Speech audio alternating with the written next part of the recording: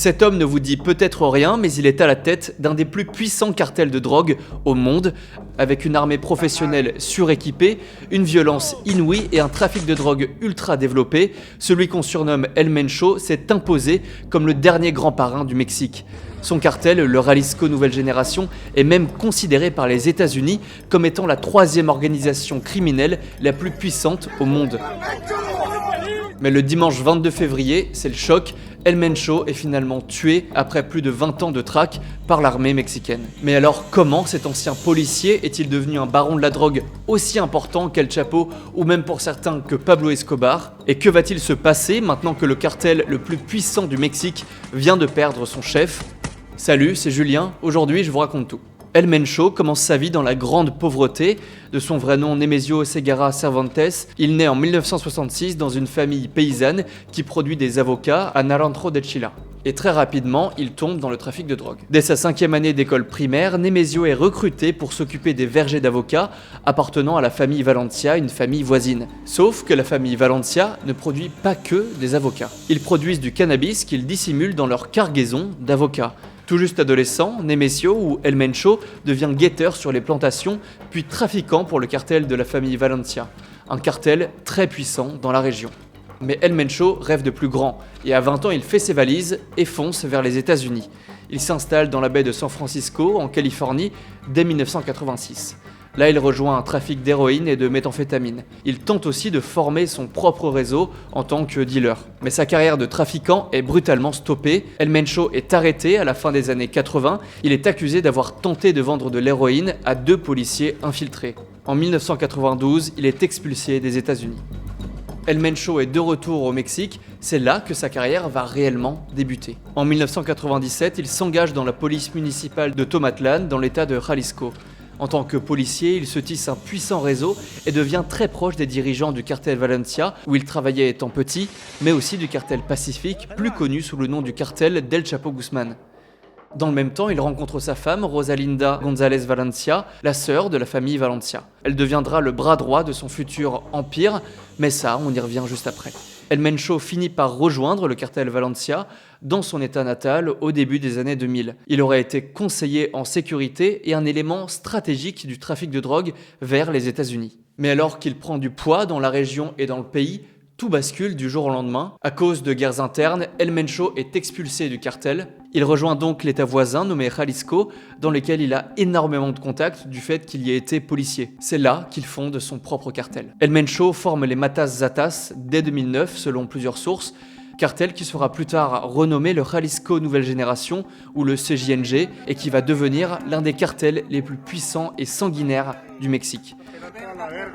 Très vite, il fait régner la terreur. En septembre 2011, le cartel signe l'un des plus gros massacres du XXIe siècle au Mexique. Il dépose 35 cadavres près du lieu d'une réunion de procureurs dans le Veracruz, à l'est du pays. Cette ultra-violence devient même une stratégie pour prendre de l'ampleur. Dans un premier temps, El Mencho tisse des liens avec de nombreux petits groupes mexicains, des gangs, mais lorsque ceux-ci refusent leur demande d'alliance, El Mencho sévit. Il y avait des corps pendus au pont d'autoroute, et il y avait des cadavres abandonnés au bord de la route, des charniers, des corps démembrés, décapités, parfois faits en direct sur les réseaux sociaux.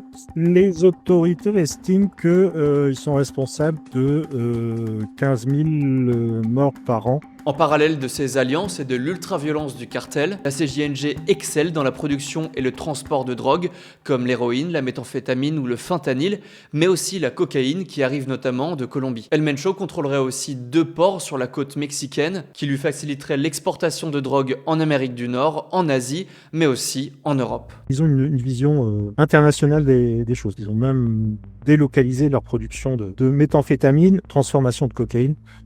En Europe, on a démantelé un laboratoire de méthamphétamine dans le Var avec des chimistes mexicains. Donc franchement, ça arrive vraiment de partout. Il en exporterait de nombreuses tonnes par mois, mais impossible d'avoir un chiffre précis là-dessus, ni de savoir combien concrètement son trafic lui rapporte vraiment. Ce qu'on sait par contre, c'est que son cartel est colossal. Ses activités sont tentaculaires, production et exportation de drogue, trafic d'êtres humains, contrebande, raquettes de commerçants, détournement de pétrole, minage de crypto-monnaies, crypto-monnaies. Bref, la CJNG est sur tous les fronts. Mais le cartel se diversifie aussi en investissant dans l'agriculture et la construction, qui lui permet d'étendre son influence et évidemment de blanchir son argent. El Mencho, considéré comme froid et calculateur, transforme son cartel en une véritable entreprise, notamment en professionnalisant son armée. Sur ces images, ce n'est pas l'armée mexicaine que vous voyez, mais bien les forces spéciales du cartel de Jalisco. Le cartel de la CJNG a même abattu un hélicoptère de l'armée mexicaine avec un lance-roquettes en 2015. On va aussi recruter des forces de l'ordre, ou des anciennes forces de l'ordre, ou d'anciens militaires, par des affiches sur le bas-côté de l'autoroute. Militaires, policiers, venez nous rejoindre, vous serez mieux payés. Voilà, donc il y a un recrutement, des uniformes, des écussons, des voitures ciblées, et en effet une unité de drone qui existe, qui fait régulièrement des attaques. On a vu apparaître aussi ce qu'on appelle les narcotanks, quasiment des tanks professionnels. Avec ses alliances, ses nombreuses activités et son armée professionnelle, la CJNG est présente dans quasiment tout le pays. Ça en fait l'un des cartels de drogue les plus puissants du Mexique, au coude à coude avec le cartel de Sinaloa, avec à sa tête El Chapo Guzman. Mais lorsqu'El Chapo est capturé et emprisonné, dès 2016, le cartel de la CJNG devient le plus puissant du pays et El Mencho devient de facto le plus grand baron du Mexique.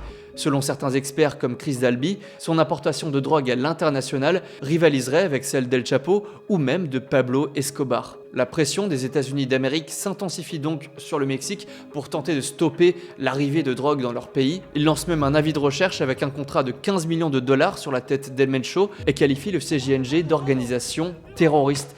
Ils la considèrent même comme étant la troisième organisation criminelle la plus dangereuse au monde, derrière la mafia russe et les triades chinoises. Mais El Mencho, malade, se replie dans les montagnes de la Sierra Madre occidentale à 2000 mètres d'altitude. Changeant de cachette en permanence, il est introuvable, mais continue quand même de diriger son cartel.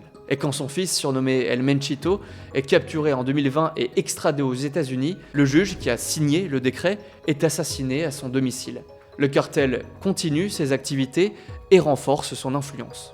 Mais alors que personne ne s'y attendait, El Mencho est tué le 22 février 2026 à l'âge de 59 ans. C'est l'armée mexicaine qui a conduit l'opération chez le baron de la drogue à Tapalpa dans l'état de Jalisco avec l'aide de renseignements américains.